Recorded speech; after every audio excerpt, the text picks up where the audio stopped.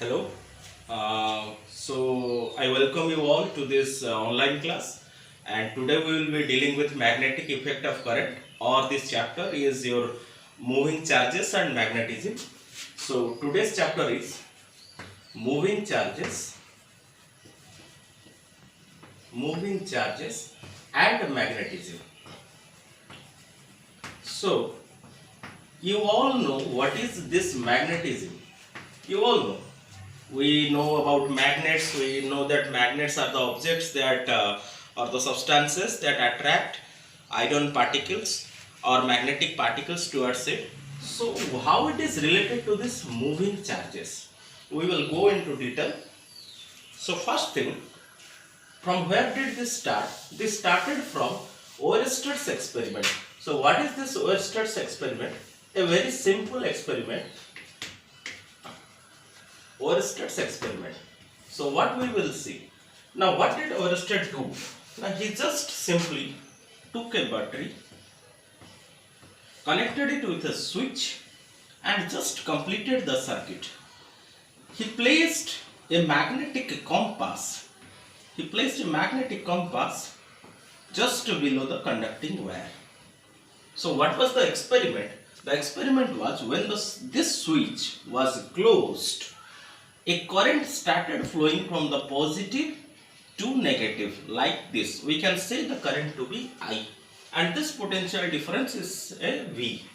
So when the current I flows through this wire, Oersted observed that this magnetic compass is showing some deflection. And what does this deflection in the magnetic compass means? We all know that the magnetic compass has a needle, and this magnetic needle is only deflected when there is a magnetic field. Whether the magnetic field is due to a magnet or it is due to some other charges or some other reason, but this magnetic needle will deflect only when there is a magnetic field. So it is confirmed that whenever there is a deflection in this magnetic compass, a current is flowing through this conductor, and it confirms that current gives rise to magnetic field. And how does this current is constituted? Now this current is nothing but is the movement of electrons through this wire. So we can say that moving charges give rise to magnetic field. Okay. So the next thing we will go, what are the conclusions that we are drawing from Oersted's experiment? So we can have basically 4 to 5 conclusions are there. So main conclusions are, first thing, a current carrying conductor produces a magnetic field. That is confirmed from the experiment itself, that a current gives rise to a magnetic field. Okay. So this is the first conclusion from Oersted's experiment. What is the second conclusion? The second conclusion is, the larger the value of the current, the stronger will be the magnetic field. And it is obvious. How it is obvious? Now this current is giving rise to the magnetic field. It means that whatever the magnetic field is produced is only due to the current. So we can say that if the current increases, the strength of the magnetic field B also increases. So this is the second conclusion of Oersted's experiment. What is the third conclusion? The third conclusion is that the magnetic field produced by the current is perpendicular to the current carrying conductor. So what is the thing? Now if there is a wire and a current is flowing through it, we are saying that a magnetic field is produced around it. Now what is the conclusion from Oersted's experiment about this magnetic field? Now this magnetic field B is perpendicular to the current carrying conductor, or we can say that it is perpendicular to the direction of current. Next, The next conclusion is that a current carrying conductor produces the magnetic field which are in the form of concentric circles, or we can say that the magnetic field surrounds the current carrying conductor from all sides, or the current carrying conductor is surrounded by the magnetic field from all its sides. So these are the major four conclusions that we are drawing from Oersted's experiment. Okay. So next we will move on to magnetic field. You have already studied magnetic field in the previous chapter, that is your magnetism and matter. So what do you mean by a magnetic field? Yes? What is a magnetic field?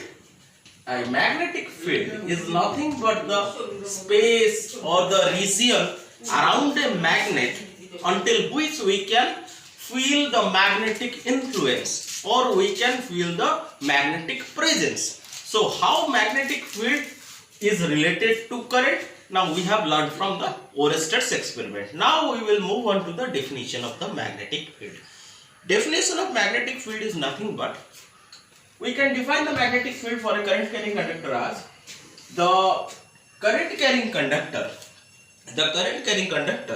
has a region around it.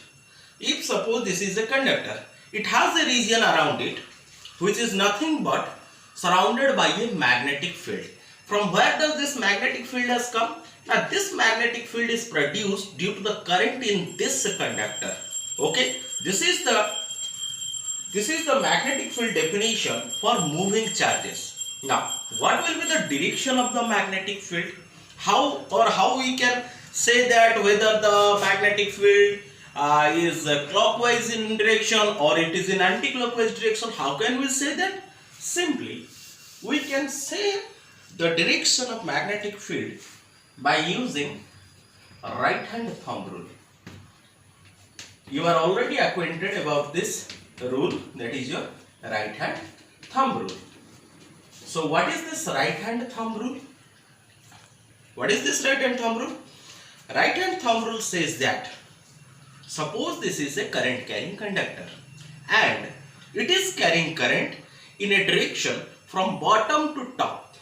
So if the direction of current is from bottom to top, so there is a magnetic field around it. How can we get the direction? Now hold the current carrying conductor in your right hand with your thumb stretched in the direction of current. Our current is in the direction from bottom to top. Our thumb is stretched in the direction from bottom to top. And you remember that you have to take the conductor in your right hand. If you take it in your left hand, then it will be wrong.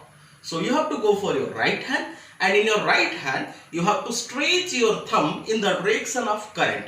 Now if we are stretching our thumb in the direction of the current, then how we are getting the direction of the magnetic field? Now it is nothing but the curling of the other fingers. The direction in which the other fingers are curling is the direction of magnetic field. For example, we can say that suppose there is a conductor like this which is carrying a current I from A to B. How will we find the magnetic field direction? We will apply the right hand thumb rule like this. Our thumb is stretched in the direction of current and our fingers are curled in this manner. So if we look at it, we can say that the magnetic field is somewhat in this direction. Yes or no? Okay. Now what if the current direction is reversed? Nothing, you just reverse your hand placement. If the current is moving from B to A, what we will do? We will hold it like this. Now if we will hold it like this, our thumb is again in the direction of current. So our fingers are curling in a direction opposite to the previous direction. So we are getting a magnetic field in this direction. We can draw a conclusion from this. What is the conclusion? If the direction of current is reversed, then the direction of magnetic field also reverses. And that is a very important conclusion that we can draw from this right hand thumb rule. Okay. So next, we will be moving on to magnetic flux. So what is magnetic flux? Magnetic flux. We can define the magnetic flux as the number of magnetic lines of force passing through a region, and the region will be held perpendicular to the direction of lines of force. Suppose this is a north pole and this is a south pole. You know that the magnetic lines of force for every magnet, it is always directed from north to south, all the magnetic lines of force. If we put a unit area perpendicular to these lines of force, then the number of lines of force passing through this perpendicular area or the perpendicular unit area is the magnetic flux. So we will see the diagram. Suppose this is a magnet having a north pole and south pole. The magnetic lines of force are somewhat like this. We can say that the magnetic lines of force are 4 pi in number, and these are all surrounding the magnet, and the direction is from north to south. Okay. So what we will do, now we will put a unit area. Suppose we are putting a unit area here.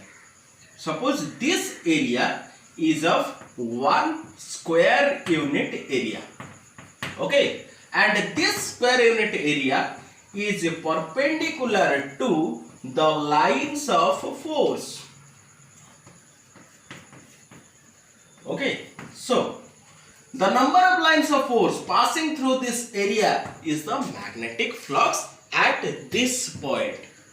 You see a thing, if we change the position of this area from here to suppose here, the magnetic flux changes, because the number of lines of force passing through the area at position A is not same as the number of lines of force passing at position B. So we can say that the strength of the magnetic field is not same at A and B.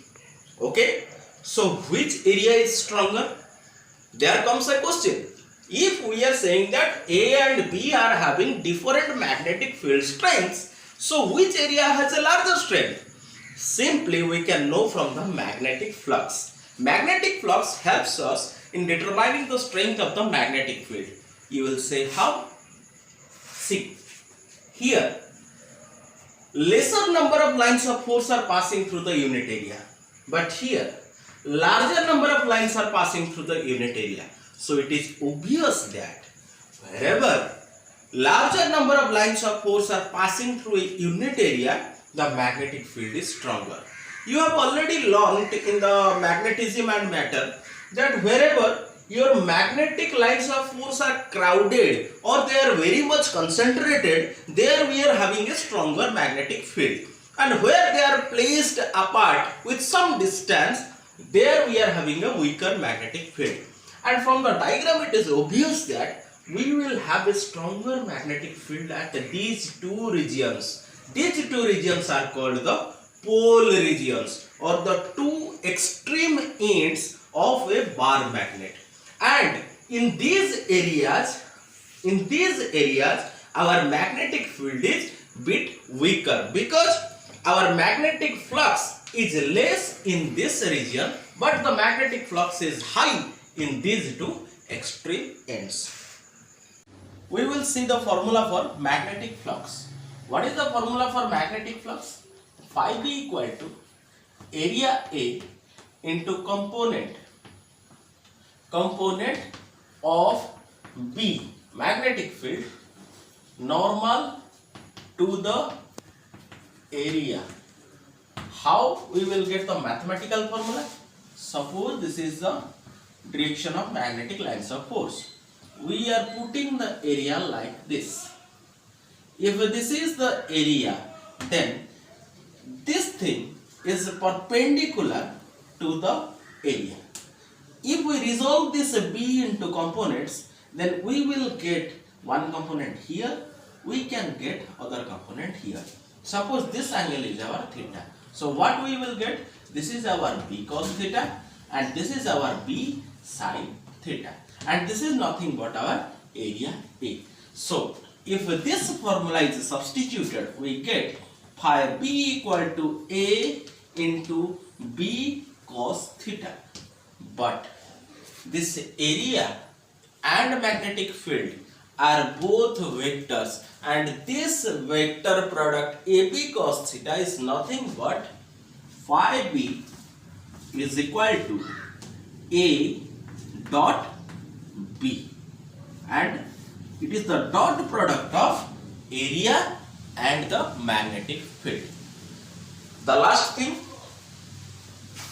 what is the magnetic flux SI unit? The SI unit, you just note down, the unit for magnetic flux is Weber.